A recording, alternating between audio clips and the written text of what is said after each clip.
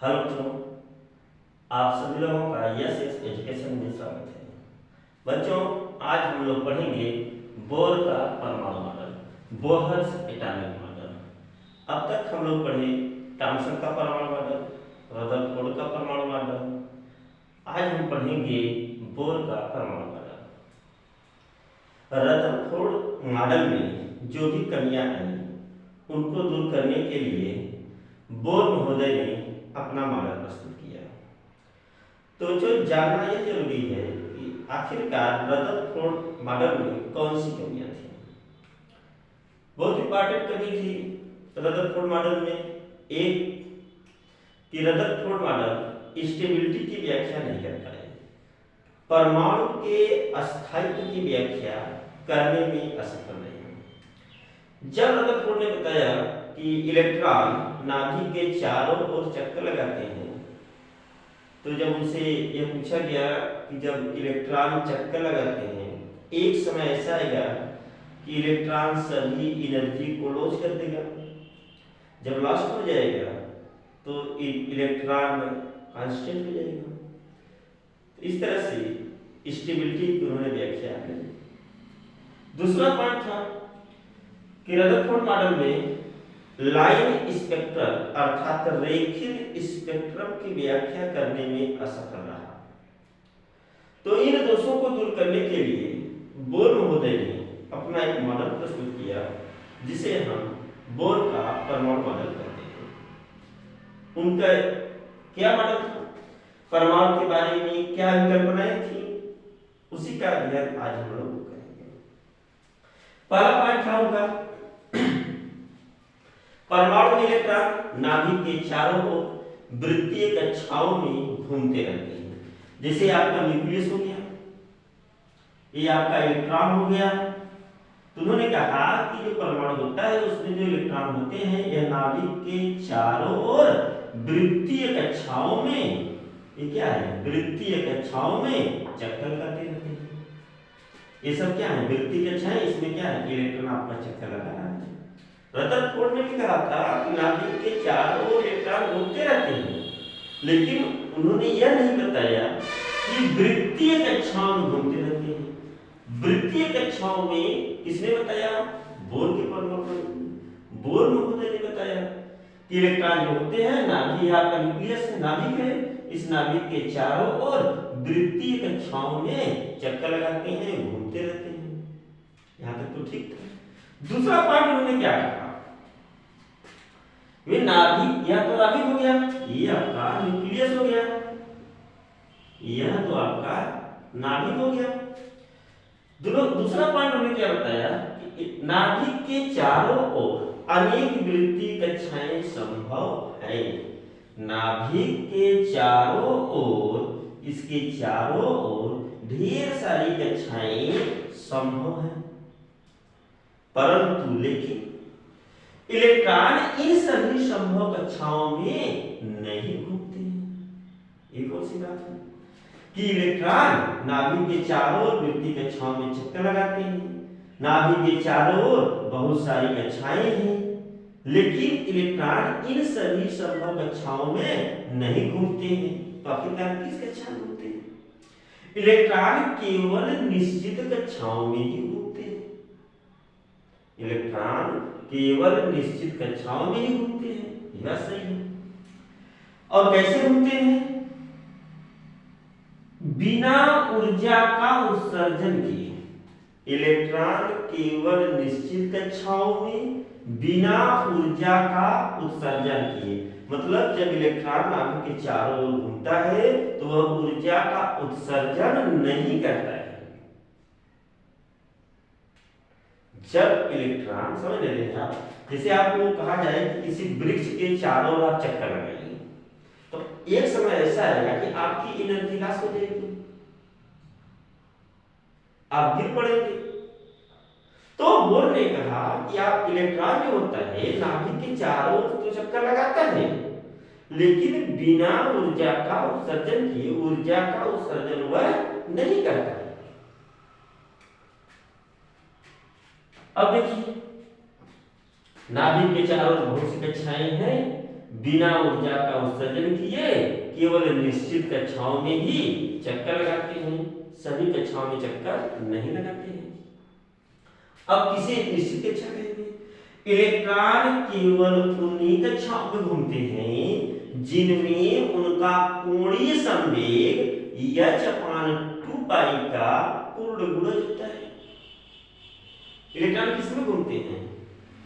Bore महोदय ने कहा कि इलेक्ट्रॉन उसी कक्षा में घूमते हैं जिनमें उनका कोणीय संवेग एंगुलर मोमेंटम h/2π का पूर्ण गुणज हो, अर्थात mvr = h/2π। इलेक्ट्रॉन किसमें घूमते रहते हैं? इलेक्ट्रॉन केवल उन्हीं कक्षाओं में घूमते हैं जिनमें उनका कोणीय संवेग अर्थात mvr h/2π का पूर्ण गुणज होता है। इन निश्चित कक्षाओं को कहा जाता है अस्थायी कक्षाएं। तो एक लाइन में हम कह सकते हैं कि इलेक्ट्रॉन केवल अस्थायी कक्षाओं में बिना ऊर्जा का उत्सर्जन किए घूमते रहते हैं। अब किसे अस्थायी कक्षा कहेंगे? h/2π का जो पूर्ण गुणज हो जिनमें उनका कोणीय संवेग mvr = h/2π पूर्ण गुणज हो, अर्थात mvr = h/2π। पूर्ण गुणज मतलब एक गुना मतलब h/2π के बराबर हो, या 2h/2π हो, या 3h/2π हो, या 4h/2π हो, 1.5 गुना, 2.5 गुना, 1.25 गुना, ये पूर्ण गुणज। या तो h/2π के बराबर हो या तो h/2π के 2 गुना के बराबर हो, 3 गुना के बराबर हो, 4 गुना के बराबर हो, 5 गुना के बराबर हो। यह क्या है? यह है आपका मास ऑफ इलेक्ट्रॉन। यह आपका क्या है? Mass of electron. भी क्या है? वेलोसिटी ऑफ इलेक्ट्रॉन अर्थात इलेक्ट्रॉन का वेग। आर क्या है? रेडियस है। जिस निश्चित नाभिक के चारों ओर चक्कर लगा रहा है इलेक्ट्रॉन उसका क्या है? रेडियस त्रिज्या है, परमाणु त्रिज्या है, टर्मिनल रेडियस है, mvr। h क्या है? h आपका है प्लैंक्स कांस्टेंट।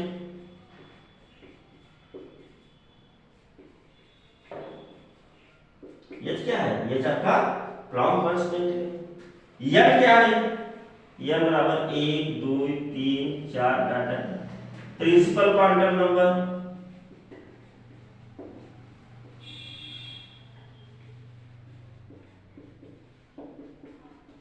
मुख्य क्वांटम संख्या, कक्षा की संख्या।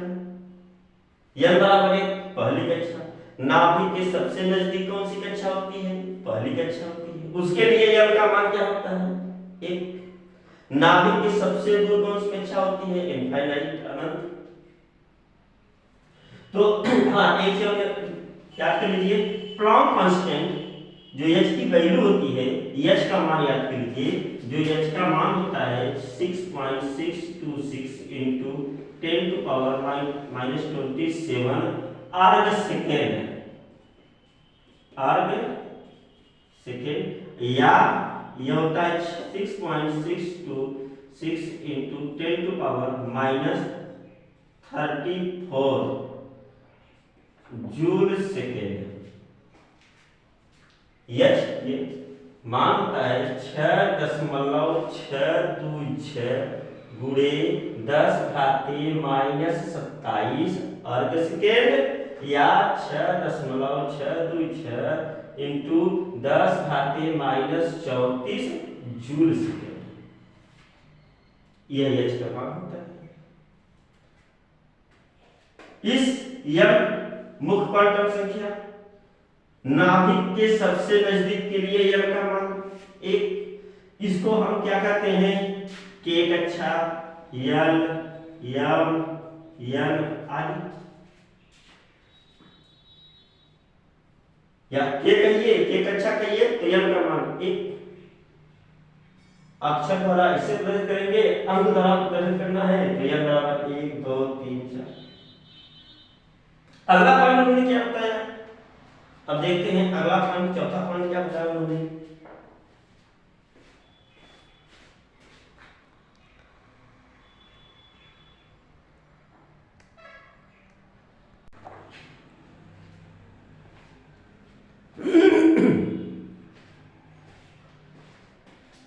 चौथा पॉइंट उन्होंने क्या बताया परमाणु मॉडल में, चौथा पॉइंट, इलेक्ट्रॉन अस्थायी कक्षाओं में बिना ऊर्जा का उत्सर्जन किए घूमते हैं।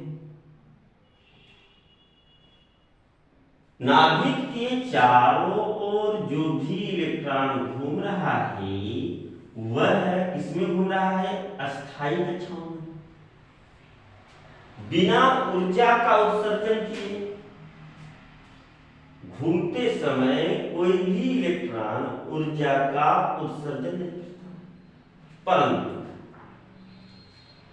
परंतु क्या,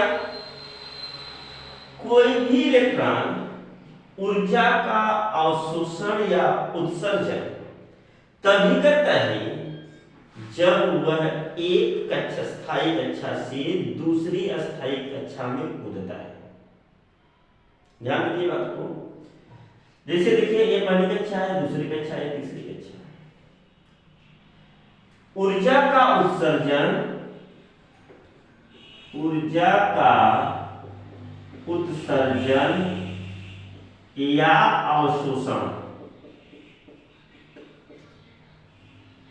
ऊर्जा का उत्सर्जन या अवशोषण तभी होता है जब कोई इलेक्ट्रॉन एक अस्थायी कक्षा से किसी दूसरी अस्थायी कक्षा में कूदता है। और यह ऊर्जा का उत्सर्जन या अवशोषण होता कैसे है, किस रूप में, एक विकिरण के रूप में। कैसे, एक विकिरण के रूप में होता है,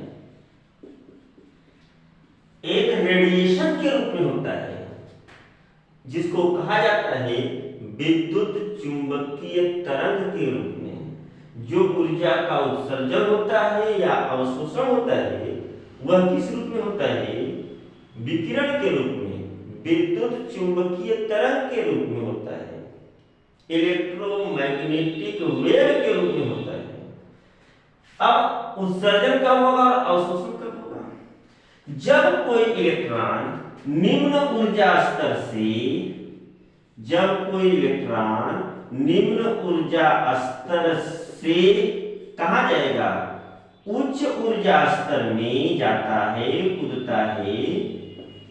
जब कोई इलेक्ट्रॉन निम्न ऊर्जा स्तर से उच्च ऊर्जा स्तर में कूदता है, जंप करता है, तब वहां पर क्या होता है, अवशोषण होता है, ऊर्जा का अवशोषण होता है। जैसे अगर कोई इलेक्ट्रॉन दूसरी कक्षा से यहां से कहां जंप कर जाए, तीसरी कक्षा में, तब क्या करेगा, वहां पर अवशोषण होगा। और जब कोई इलेक्ट्रॉन किसी उच्च ऊर्जा से, इसका उल्टा कर देंगे, किसी उच्च ऊर्जा स्तर से जंप करता है इसमें निम्न ऊर्जा स्तर में, तब वहां पर ऊर्जा का उत्सर्जन होता है। ऊर्जा का उत्सर्जन या अवशोषण किस रूप में होता है, विद्युत चुंबकीय तरंग के रूप में होता है, एक विकिरण के रूप में होता है। मान लीजिए कोई इलेक्ट्रॉन पहली कक्षा में है और उसकी एनर्जी कितनी है, E1, वह जब करके चला जाए दूसरी कक्षा में, उसकी एनर्जी सपोज कर लीजिए E2 है। तो ऊर्जा का व्यय, कितना ऊर्जा उसने अवशोषित किया, वह क्या होगा, delta E equal to E2 minus E1। परंतु एक वैज्ञानिक थे आइंस्टीन, उन्होंने बताया कि डेल्टा ई होता है, वह होता है mc स्क्वायर, जिसको हम कहते हैं आइंस्टीन समीकरण। और जो भी विकिरण के रूप में एनर्जी उत्सर्जित हो रही है या अवशोषित हो रही है, वह किस रूप में होता है, एक विकिरण के रूप में। और उसकी जो प्रत्येक कण का एनर्जी होगा उसका होता है h न्यू, उसकी एनर्जी कितनी होती है, h न्यू। यही डेल्टा E इक्वल टू होता है h न्यू। जो रेडिएशन हो रहा है उसकी फ्रीक्वेंसी आवृत्ति कितनी है, न्यू है। तो इसे आप देखेंगे तो एक और दो से रिजल्ट आ जाएगा h nu equal to E2 minus E1 या nu equal to E2 minus E1 divided by H। इससे जो भी एनर्जी निकल रही है या अवशोषित हो रही है वो उसकी फ्रीक्वेंसी कितनी है आप ज्ञात कर सकते हो। आपको इंपॉर्टेंट बात याद कर लेना है कि कोई इलेक्ट्रॉन कब ऊर्जा का अवशोषण करेगा और कब ऊर्जा का उत्सर्जन करेगा। जब इलेक्ट्रॉन किसी निम्न ऊर्जा स्तर से किसी उच्च ऊर्जा स्तर में जंप करता है, चलिए ये पहली ऊर्जा स्तर है, दूसरी ऊर्जा स्तर है।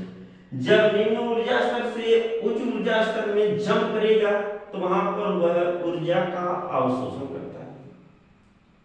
यहां पर क्या करेगा, वह ऊर्जा का अवशोषण करेगा, ऊर्जा को अवशोषित करेगा।